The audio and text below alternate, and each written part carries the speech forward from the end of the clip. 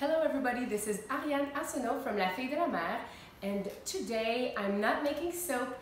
I am going to show you the process of distilling some fresh coriander that is freshly picked from my garden.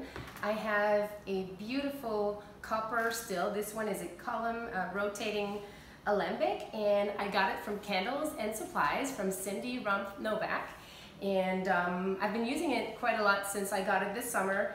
And I want to share this process with you, as I did show a couple pictures and people are really interested. Now, I am not a specialist at distilling plants, herbs, and botanicals, but I am having a lot of fun doing it. I am learning so many things, and I want to share that with you. I have this great book called Harvest to Hydrosol by Anne Harman, and this is where I got most of the information on how to distill, and also Cindy from Candles and Supplies has guided me and helped me a lot. So let's get to the first step of distilling some botanicals. This is the first batch of coriander that I've distilled this summer. So what we did this morning, we just cut the green seeds from the garden and we cleaned them out, and what we're going to do now is we're going to put them in a stock pot with warm water because of the waxy outside of the coriander seeds. They need to be pre-soaked in a warm distilled water for 24 hours before distillation.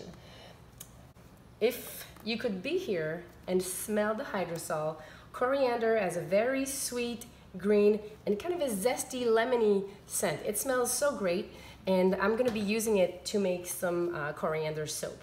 So, is this water hot? Let's take apart the copper still. So this is the head and the gooseneck, and here is the column. So we're going to open this up, and here's the pot. This is where the herbs are going to go with the warm water, and you can use this alembic to do a hydro distillation, meaning that the herbs and botanicals will be in the water.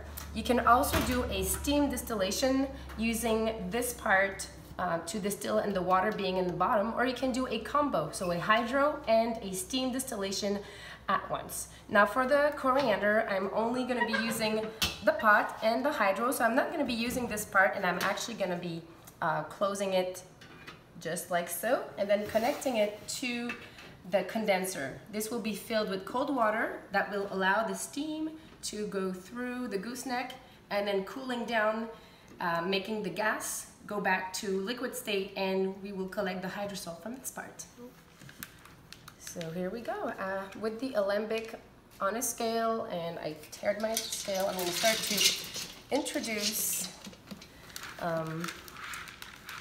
the coriander into the still, and it's only the green seeds and some, leaves and the stems, but that's all that is going.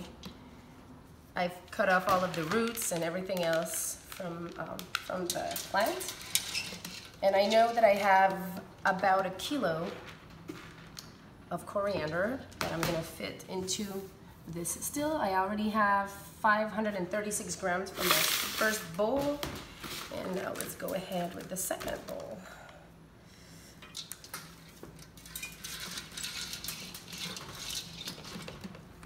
We have 1,198 grams of coriander, and I will add a 3-to-1 ratio of distilled water to the alembic. And here is my warm distilled water. I'm going to pour it on top of the cilantro, or more the coriander, because cilantro are actually the green leaves and the coriander are the seeds. So I'm pouring this over my coriander, and I'm just gonna close it up and let it soak for 24 hours, and I will be back tomorrow to distill. It has been 24 hours, and the coriander has been soaking in the water, and it's now ready to distill. So here's my setup. I have removed the column from the alembic. I have also sealed with Teflon tape right here and right here, my pipes, so that none of the steam escapes before actually being transferred from the condenser into my collecting recipient. So how this works is that the pot will boil, the temperature will rise, and steam will be collected here through the head. It will go through the gooseneck, and when it goes back down into the condenser, this is cold water, it will go from steam to liquid, and the hydrosol will come out right here. Now, this needs to be kept at a cooler temperature than the steams, so that it goes from, you know, being a gas to being a liquid or a steam. So I have my little setup here. So I have two pipes. So this one is hooked to a little aquarium pump with a valve that will adjust the speed of the water going up. So water was gonna go up this way and then out this way, and then we will keep recycling the same water for the whole process, so it will always be cooler than the steam. Also, one thing to have on hand is a distillation log, and this one was provided to me by Cindy from Candles and Supplies. So I've got all of my information in here, and it's important to take notes so that you have, you know, everything you need after doing your distillation. You have all of your information correct. And then as I distill, I will note the time, and then my total yield. I will fill up this part as I go. Let's fire up this Alembic.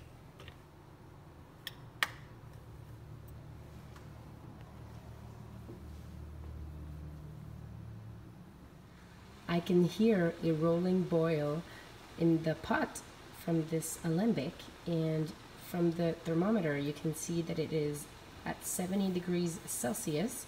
So the bottom, of course, is boiling, but here it's not as hot yet, so I can still touch it with shortly without burning myself. But it's getting really hot, and I'm thinking that the steam is going to start to go through the condenser very soon. Oh, it is. See, we have our first drops. So when this happens, so it's 10:29, so I'm going to note the time. So we have the first drops of hydrosol that are exiting. They just, like, literally, I started filming, they weren't coming out, and now they are. So I'm going to now plug in my little aquarium pump so that we get this fresh water rolling and that we don't overheat the condenser. I really like this little pump. It is very, very quiet for a pump. So you can see the water is going up. I just need to adjust, whoops, I need to adjust so that the water flow goes in at the same rate as it's going out. And just so you know, the water that is in the condenser is just cold tap water. It will never be in contact with the hydrosol. The hydrosol is made with distilled water, while the condenser is just cool water from the tap. Okay, and you can see that it's steaming, so it's getting hot, and that's why it's important to have the cold water coming in from the bottom so the heat rises up, and then the hot water exits right here.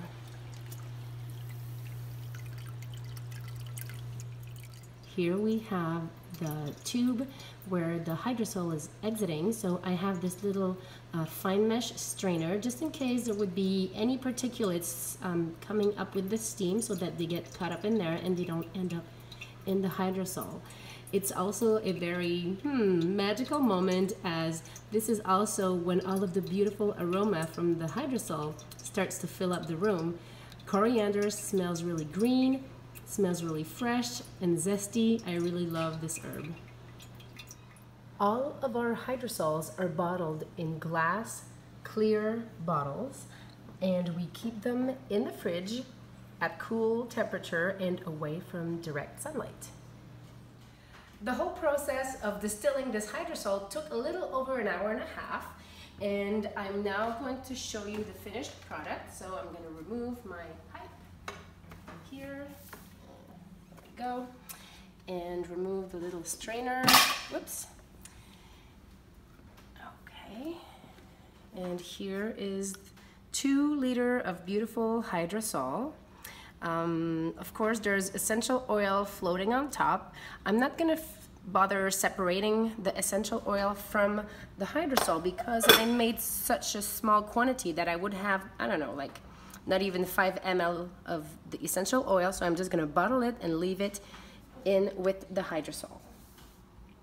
I have these 2 glass containers that I really like to bottle hydrosol. This one is a 750 milliliter and the other one is a 2 liter. So we're gonna be using the big one, but for smaller quantities, I really like this one.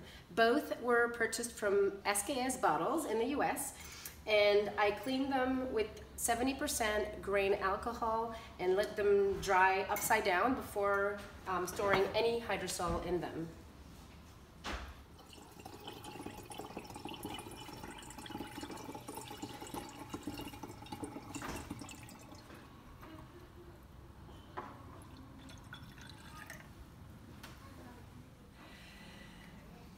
I will now label these so that I remember the date they were made. I will also write the lot number on the label that is corresponding to my distillation log sample. And now I need to disassemble the Alembic to clean it out. And because I have some warm water in there from recycling my water, the water from the distillation that was used for the condenser is now really hot. And I'm gonna be able to reuse this water to clean out my Alembic using hot soapy water, and then I'm gonna do an alcohol rinse in everything. Everything's gonna be rinsed with alcohol, dried up, sealed up, and ready to go again. I've added the label to this beautiful hydrosol. I will now put it in the fridge so that it stays good for a long time. Usually the shelf life of a hydrosol kept in the fridge is about 1 year. We don't use any preservatives in those until we use them in our products, either soaps, creams, emulsions, or other cosmetics. If you would like to learn more about making hydrosols and using a copper alembic, I highly recommend that you get Anne Harmon's book, Harvest to Hydrosol.